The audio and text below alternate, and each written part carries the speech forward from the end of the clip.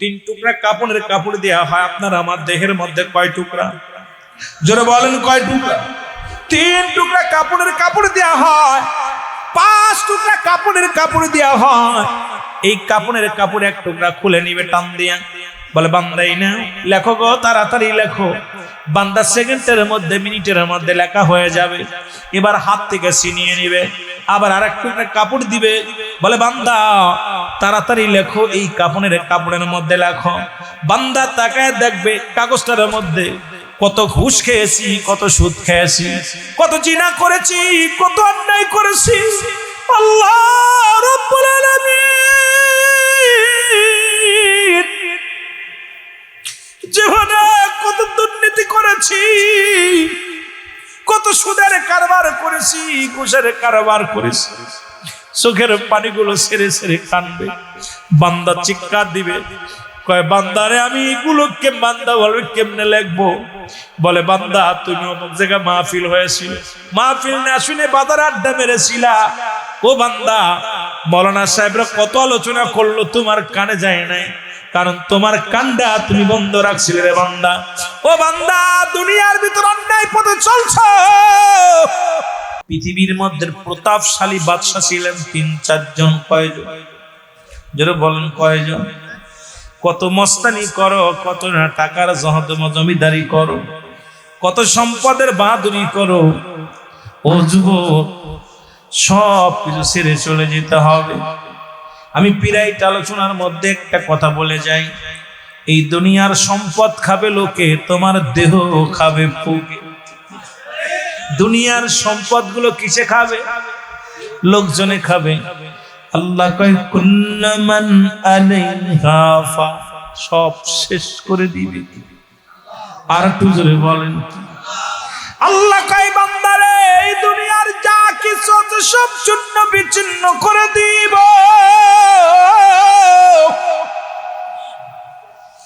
এই দুনিয়ার মধ্যে মাটিগুলো পুড়ে তামা হয়ে যাবে।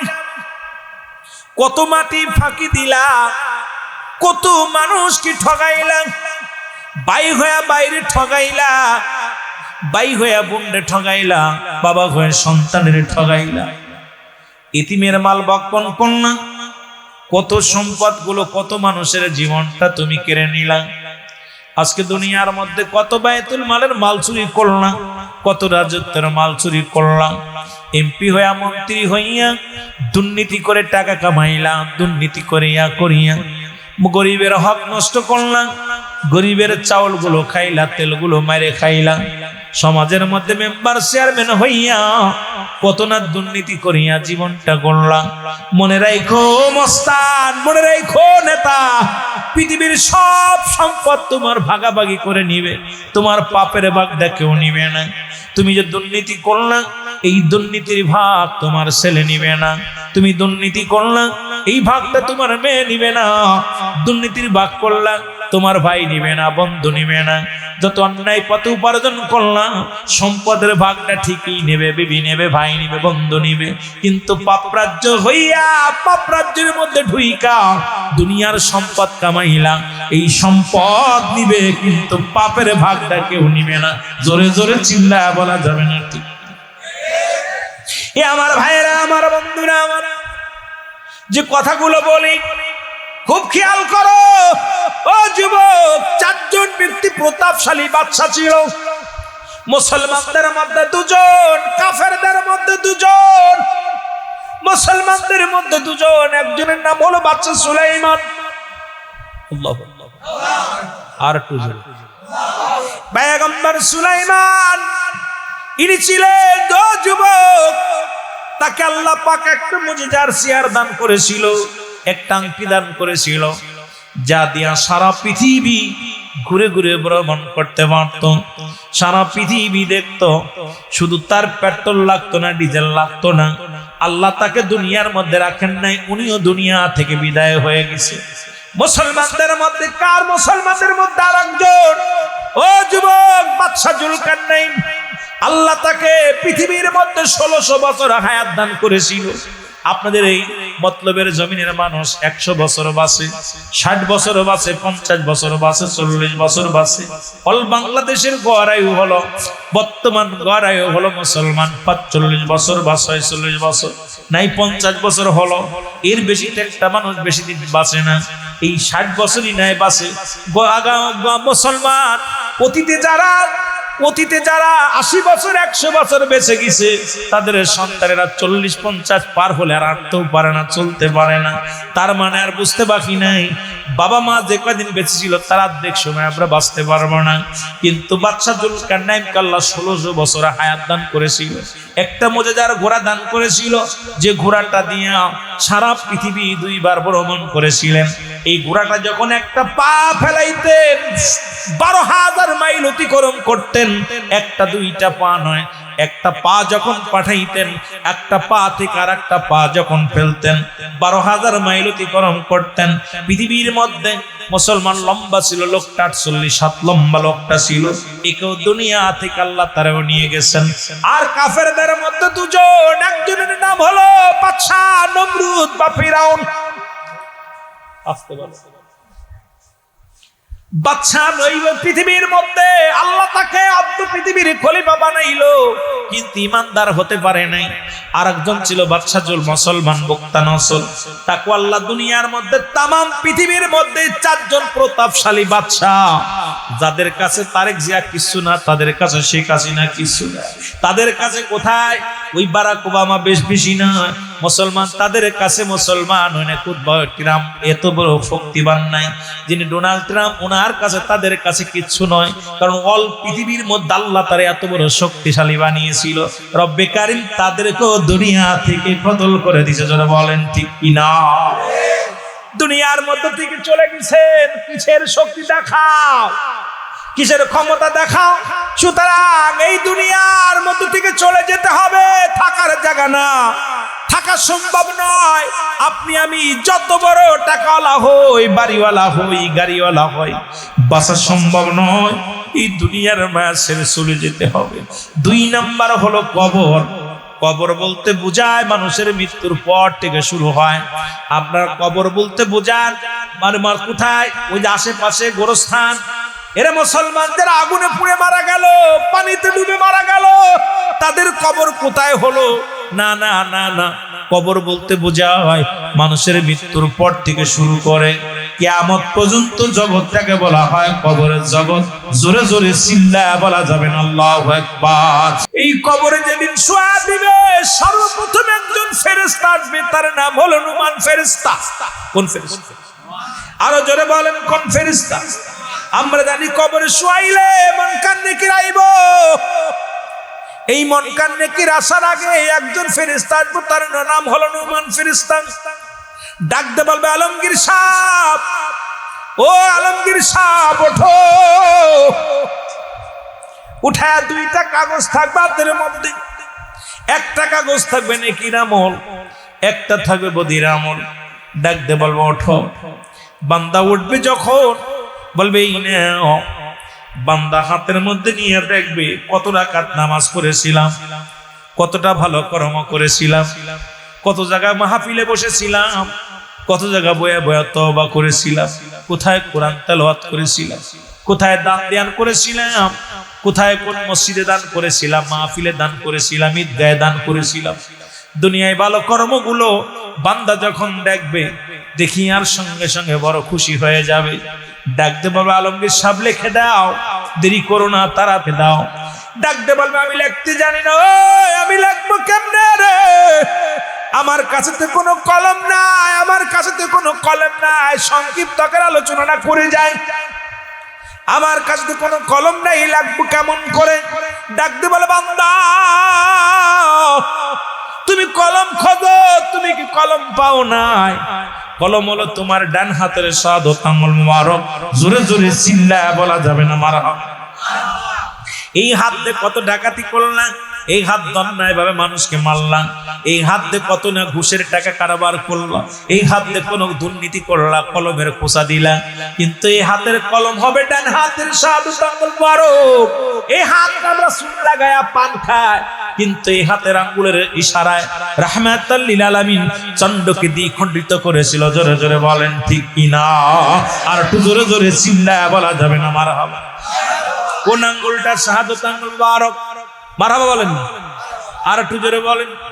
এই আঙ্গুলের এত দাম, রহমতের নবী যখন চন্দ্রের দিকে ইশারা করছে, এই আঙ্গুলের কত দাম! আঙ্গুলের ইশারায় চন্দ্র দ্বিখণ্ডিত হয়ে গেছে। আমার সুন্নি ভাইয়েরা খবরদার, এই আঙ্গুলটার বড় দাম, হাতের মধ্যে দাম। এই আঙ্গুল আর চুন জড়ায় না। এখন দেখি আমাদের দেশে অনেক পীর সাহেব ওয়াজ করে আর চুন খায়, বড় লজ্জা লাগে তখন। হাতের আঙ্গুল কতগুলো আছে এটা চুন খাওয়ার জন্য নয়, কারণ এই আঙ্গুলটার শাহাদাত আঙ্গুল মুবারক অনেক মূল্য, অনেক দাম। হাতের মধ্যে জোরে জোরে চিল্লায় বলেন ঠিক কিনা? আমার দেশে অনেক পীর সাহেব ওদের চুন খায়। এই বেটাটা কি চুন খা আঙ্গুল রে? তুই তো হাতের আঙ্গুলেরই এখন বুঝিস না কোন হাতের আঙ্গুলটা কত মর্যাদা। বড় মস্তানি করিস, ওয়াজ খুব ভালো জানিস। কত এখন ভ্যান চালক, রিক্সা চালক আমাদের সাথে ভালো ওয়াজ জানি। ওয়াজ শুনতে শুনতে ধর এই বক্তা কি ওয়াজ করবো সেটা ভালো আমি জানি, ঠিক না?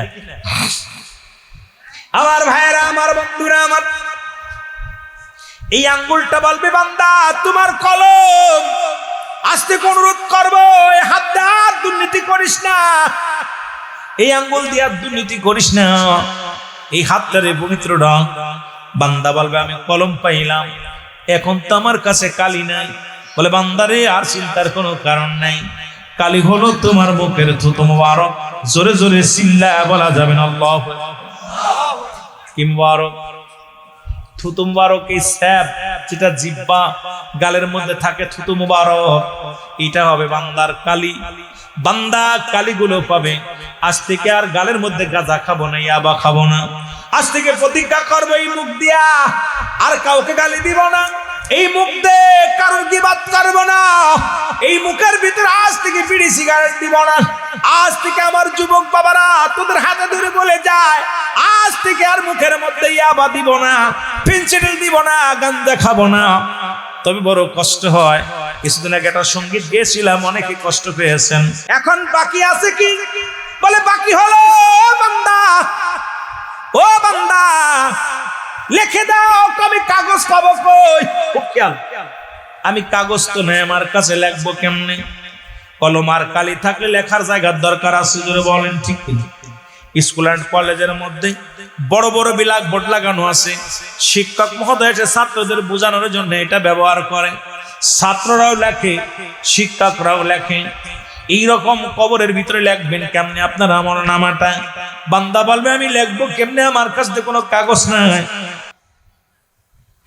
লিখে দাও, তাড়াতাড়ি লিখে দাও। বান্দা বলবে আমি লিখতে জানি না, লিখতে জানি না, লাদ্রি কিচ্ছু জানি না, কিচ্ছু জানি না। এক একটা গর্জন মারবে, বলবে ইয়া সালিম আমাকে তুমি নিরাপত্তা দাও, ইয়া সালিম আমাকে নিরাপত্তা দাও। তখন নিরাপত্তা কে দিবে রে তোরে? তোর তো আমল নামা নাই, সেদিন মাও নাই রে। এই যে গত পশু আমাদের কোরবানি চলে গেল, ও মুসলমান 3 দিন ব্যাপী বাংলাদেশের মানুষ কোরবানি উদযাপন করলেন, ঈদুল আজহা উদযাপন করলেন।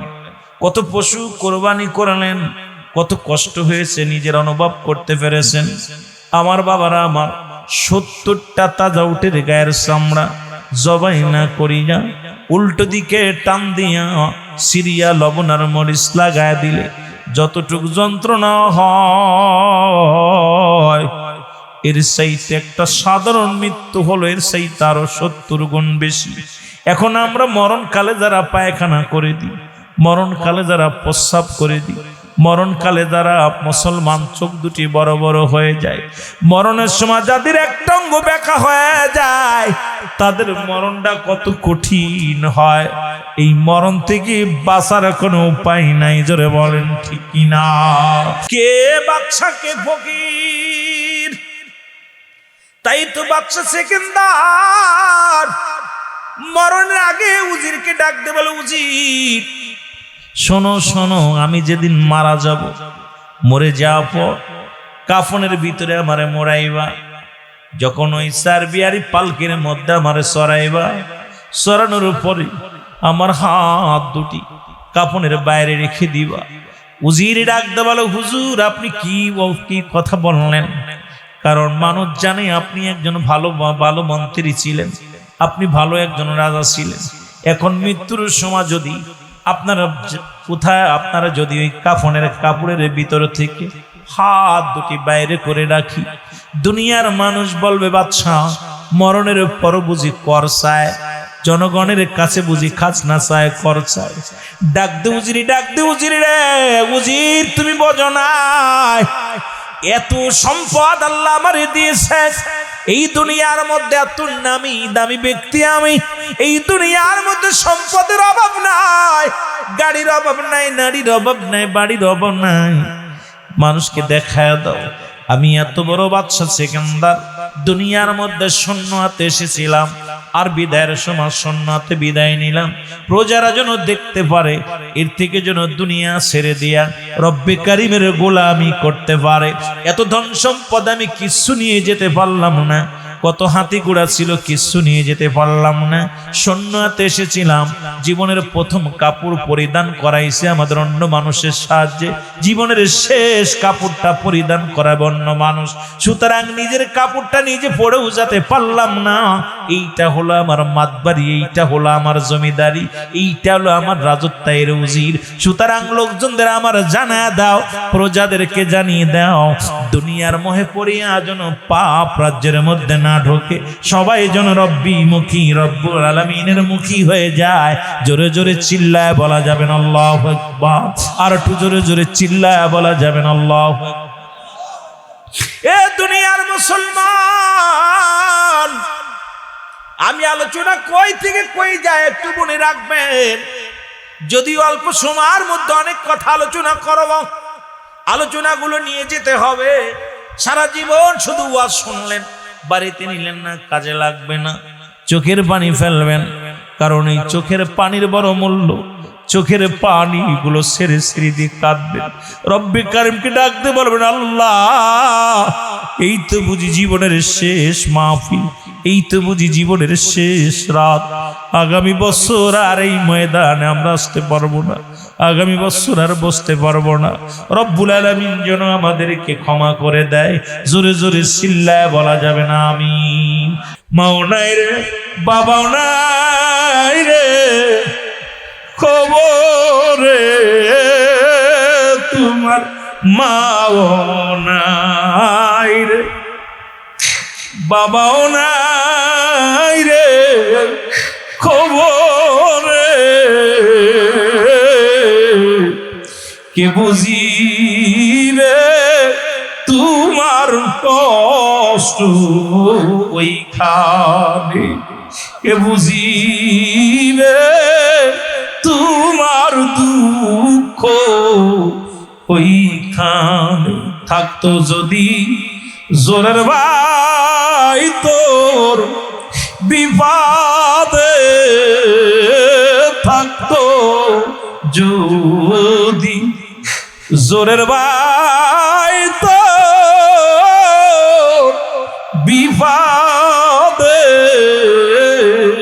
হয়তো একটু আসানো পাইতি কবুরে। নাই আমল নাই বন্দেগি, ও মাবুদ উপায় কি মোর কবরে। নাই আমল নাই বন্দেগি, ও মাবুদ উপায় কি মোর খবরে।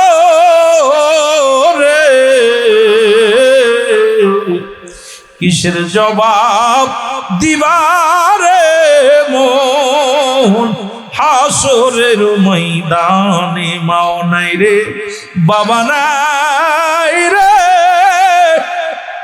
তোর আর একটু জোরে জোরে চিল্লায় বলা যাবে না আমিন। মহব্বতের সঙ্গে দুরূদ শরীফ পড়েন আল্লাহুম্মা। জোরে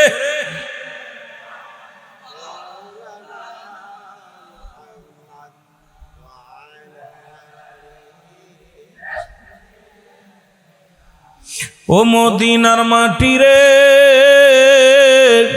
তুই যে বড় খাঁটি খাঁটি রে বলো ও মদিনার তুই যে বড় খাঁটি রে তোর বুকেতে আসেন গো শুয়ে নূরওয়ালা নূর আমার তোমার বুকে একটু মহব্বতে বলেন তোমার বুকে শুয়ে আসেন নূরওয়ালা ও মদিনার মাটি রে তুই যে বড় খাঁটি রে বলো মদিনা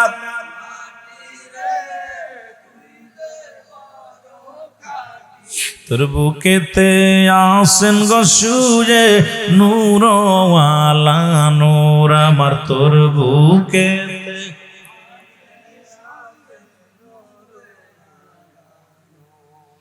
হইতাম যদি ডানাওয়ালা ওই নজরের পাখি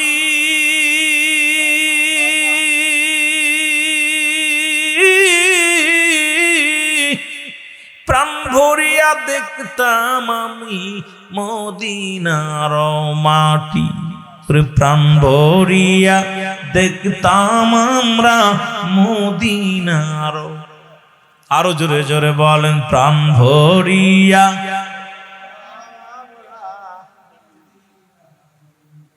গরিবামি বাংলায় বাড়ি নবী মরিবামি গরিবামি বাংলায় বাড়ি নবী পাইলাম না দিদারামি ও মদিনার মাটি রে তুই যে বড় তোর বুকেতে আসেন গো শুয়ে নূরওয়ালা নূর বলো তোর বুকেতে কত পাপী দেখা নবীজির ঈমান আনিল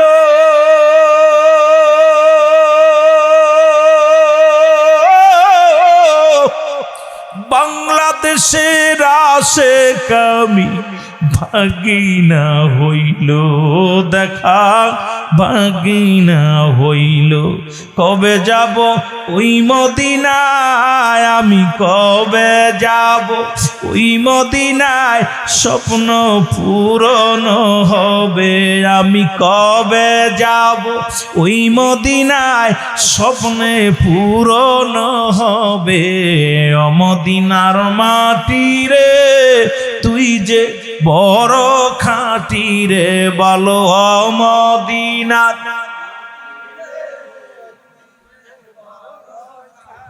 তোর বুকেতে আসেন গো শুয়ে নূরওয়ালা নূর বলো তোর বুকেতে এ দুনিয়ার মুসলমান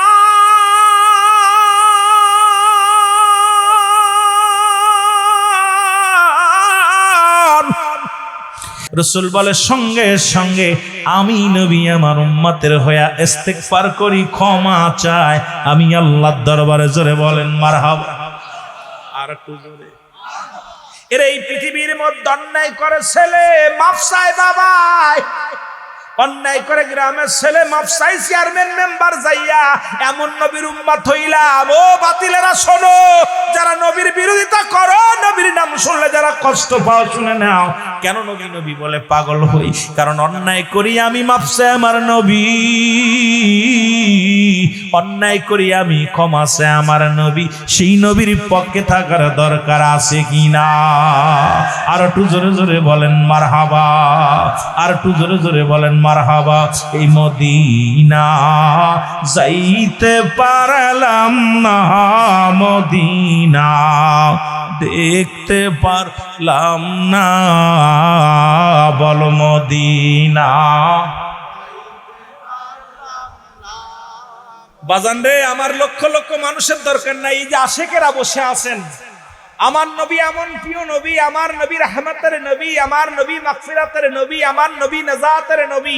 এই জন্যই তো নবী নবী বলে পাগল হয়। আরে আমার নবী ইস্তিগফার করে উম্মতের হইয়া এই নবীর পক্ষে জীবন চলে যাবে, নবীর বিপক্ষে আমরা যেতে পারবো না। জোরে বলেন ঠিক কিনা, আর একটু জোরে বলেন ঠিক কিনা।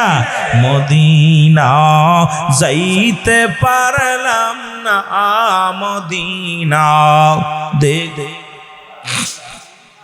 আরো জোরে বলেন মদিনা যাইতে পারলাম না, মদিনা। আমি অসহায় তাই এত দূরে রই, আমি অসহায় তাই দূর থেকে সালাম জানাই, শুধু দূর থেকে নাই, মদিনা যাইতে পারলাম না, মদিনা। আরো মহব্বতে জোরে জোরে চিল্লায় বলেন মদিনা যাইতে পারলাম না, মদিনা। আমি অসহায় তাই এত দূরে রই, আমি অসহায় তাই শুধুই সালাম জানাই, বলো শুধুই জানাই, মদিনা যাইতে পারলাম না, মদিনা। মদিনার নাম কত মধু,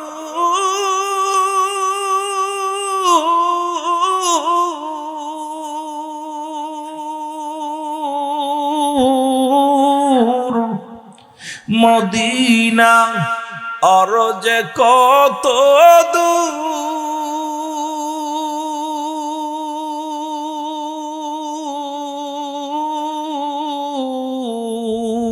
ওই মদিনার পথের দুলি, বলো ওই মদিনার পথের দুলি মাখতে পারলাম না, মদিনা। আরো জোরে জোরে চিল্লায় বলেন মদিনা যাইতে পারলাম না, নবীজির দিদার পাইলাম না, মদিনা যাইতে পারলাম না, মদিনা। মদিনার নাম কত সুন্দর,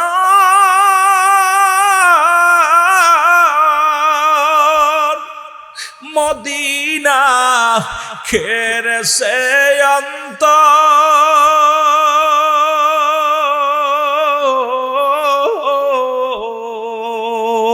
এই গরিব দুঃখীর সালাম খানি, গরিব দুঃখীর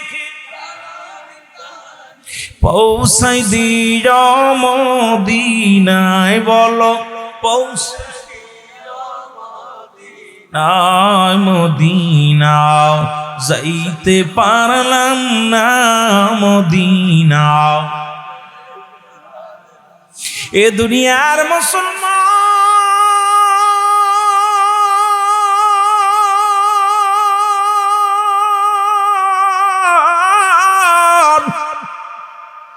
যে কথাগুলো বলি দিলের কান্ডা লাগা শোনো গো, এক আল্লাহর ওলি না বলো হযরত শিবলি রাহমাতুল্লাহ আলাইহি, জোরে জোরে চিল্লায় বলো মারহাবা। আমার মনে বড় আশা ছিল যাব মদিনায়, বলো মনে বড়, একটু জোরে জোরে চিল্লায় বলেন মনে বড় আশা ছিল, এর মক্কাওয়ালা মদিনাওয়ালা, মক্কাওয়ালা মদিনাওয়ালা একবার আমায় দেখা দাও, আমার মনে বড়। আরো জোরে জোরে চিল্লায় বলেন আমার মনে বড় আশা ছিল এই আরব সাগর পাড়ি দিব, নাই তো মোদের তরি।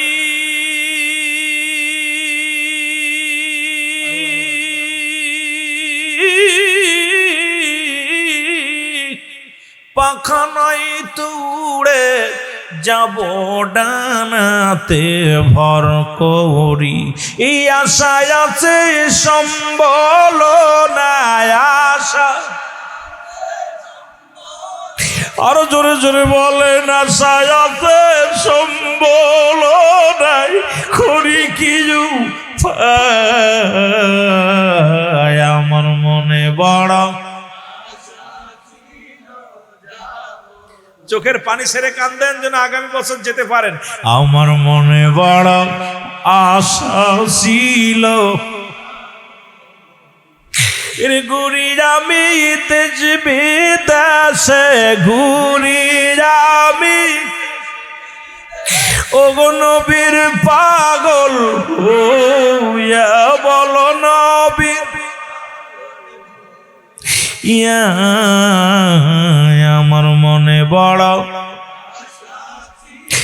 যাবো মদিনায়, আমার মনে বড়।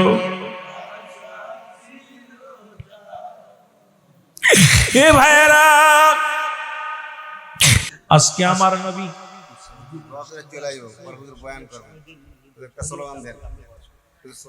নারায়ে তাকবীর, নারায়ে তাকবীর, নারায়ে রিসালাত। পীর সাহেব কিবলার আগমন, পীর সাহেব কিবলার আগমন, নারায়ে তাকবীর।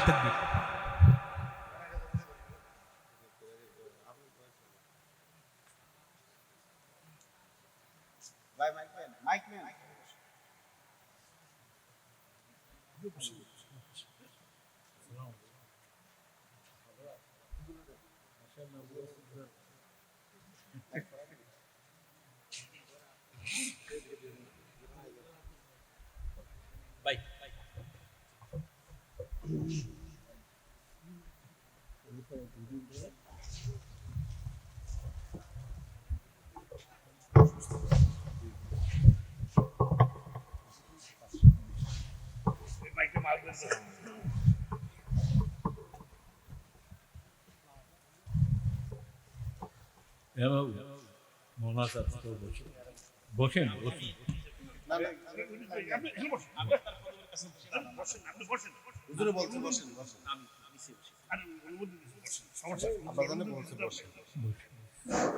আসসালামু আলাইকুম রাহমাতুল্লাহি ওয়া বারাকাতুহু। সম্মানিত এলাকাবাসী, যারা এখনো রাস্তাঘাটে দোকানপাটে আছেন, মেহেরবানি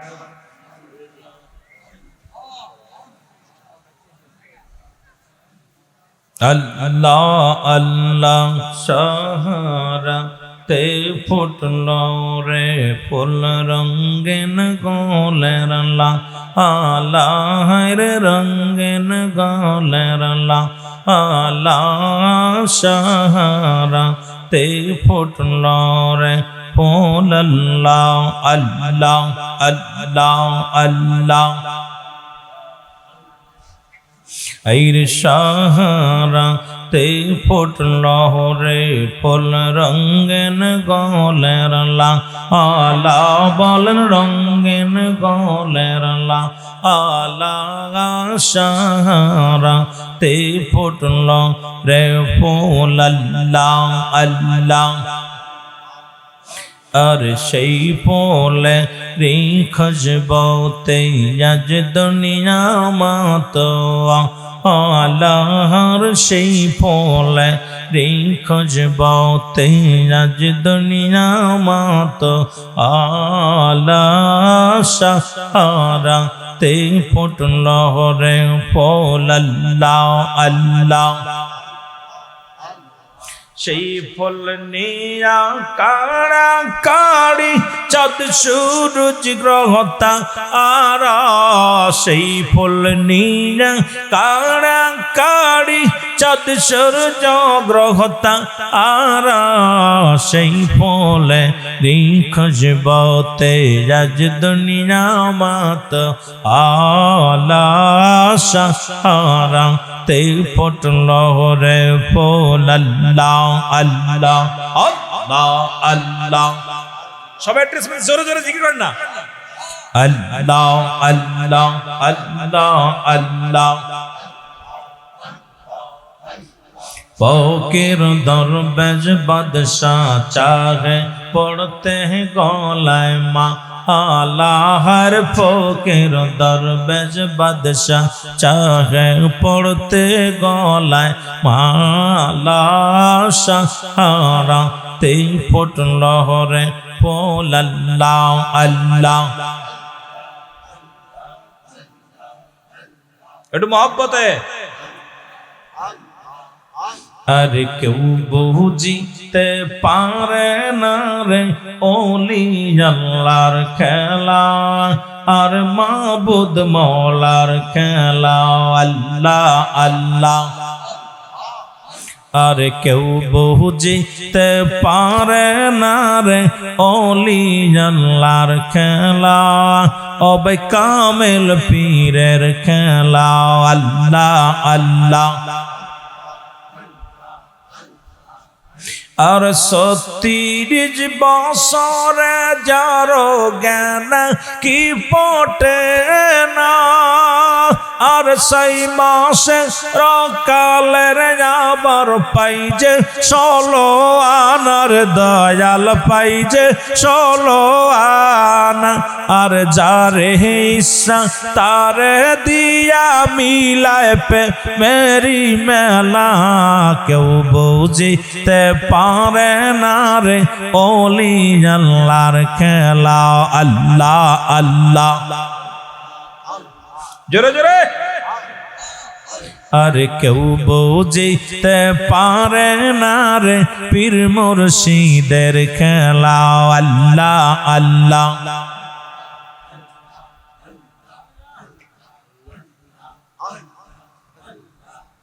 লা ইলাহা ইল্লাল্লাহু মুহাম্মাদুর রাসূলুল্লাহ সাল্লাল্লাহু আলাইহি ওয়াসাল্লাম মহব্বতের সঙ্গে দুরূদ শরীফ পড়ুন আল্লাহুম্মা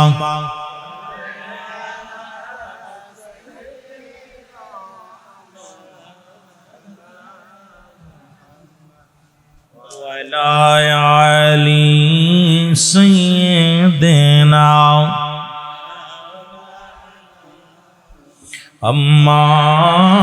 আল্লাহুম্মা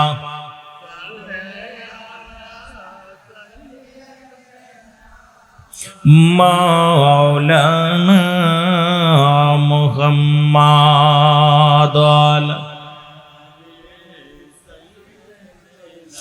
মোহাম্মদ মুস্তাফা যদি এ দুনিয়ায় না হইতো মোহাম্মদ মুস্তাফা নবী যদি দুনিয়ায় না আসতো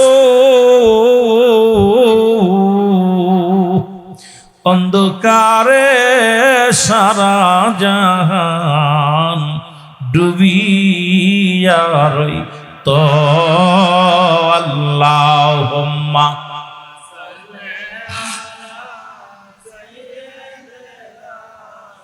ভাই মোহব্বত কমে গেলেনি জোরে ওয়ালা আলি সাইয়্যিদিনা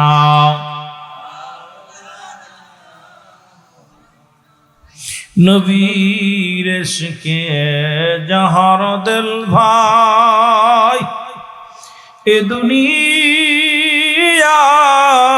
কান্দে না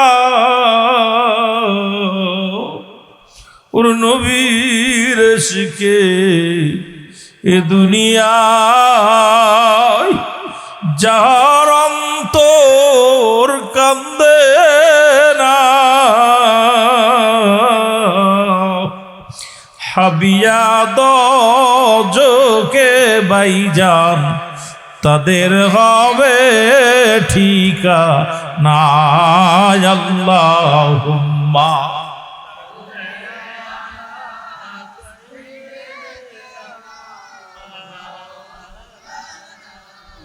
ওয়ালা আলি সাইয়্যিদিনা। এ দুনিয়ার মুসলমান,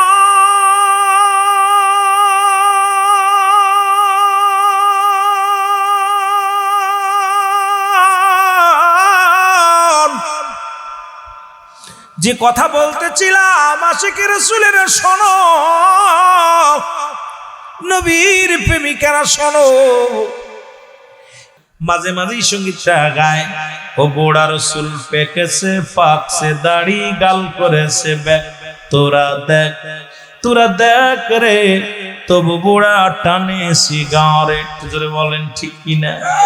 বুড়ার পাও গেছে কবরে, বুড়া হাতে নিছে লাঠি, বুড়ার মুখে জলে বাইরে, বুড়ার মুখে জলে বাইরে জুনের গুদের বাতি। গোড়ার চুল পেকেছে পাকছে দাড়ি গাল করেছে ব্যাক, তোরা দেখ রে তবু বুড়া টানে সিগারেট। কষ্ট পাননি? আবার জীবনরা করছে আমাকে তো ধরে নেই, বুড়াকে ধরছে। এত নবীর সুন্নাত দাড়িগুলো পেকে গেছে, কত বড় পথ। আরে মানুষ মরে গেলে হিন্দুরা দেয় মুহ আগুন, আর আমরা মুসলমান জীবিত থাকতে দিতেছি মুখে আগুন। সেইটা কষ্ট আর থাকতে পারে না। জাহান্নামে দিবে আগুন, আর নিজের মুখে নিজে দিতেছে আগুন। ধরে বলেন ঠিক কি নাই? এই আগুনগুলো দেয় আর খুব ফায়াজ, ওয়াজে ফায়াজ নাই, টানতে চারিপাশে দেখবেন টানতেছে আর টান দিতে ওয়াজে ফায়াজ নাই। জোরে কোন ঠিক না? ফায়াজ গেছে কিসের ভিতরে? পিড়ির ভিতরে।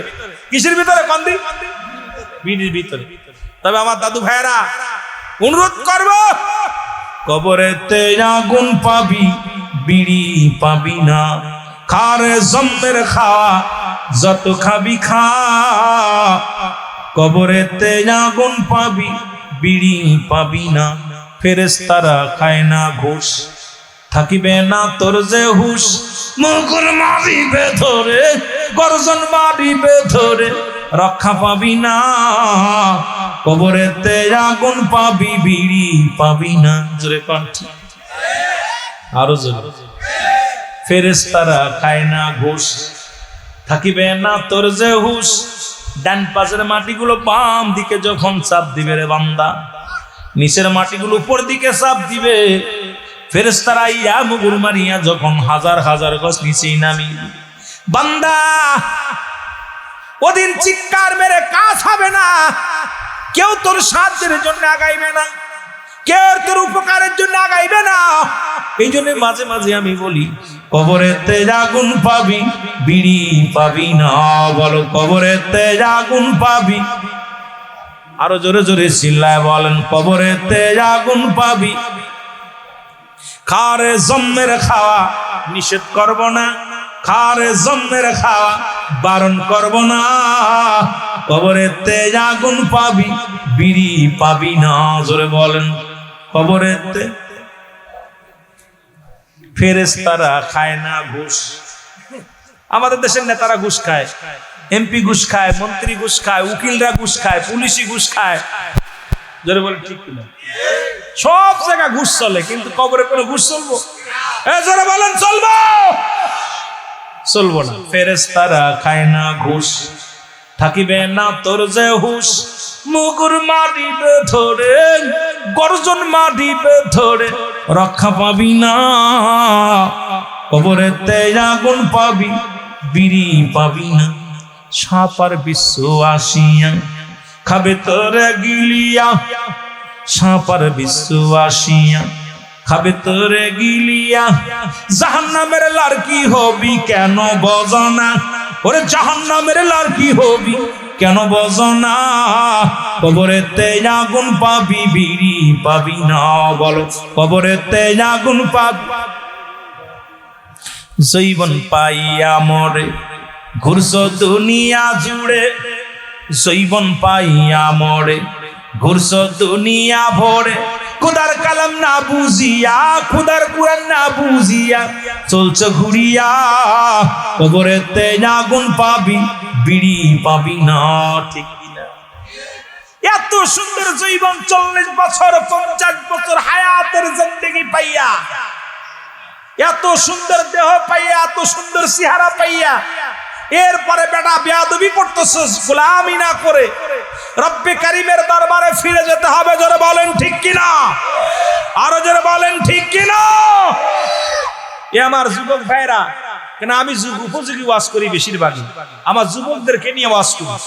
অনেক কথা আদায় কথা বলতে গেলে এই যৌবনকে আর ফিরে পাবো?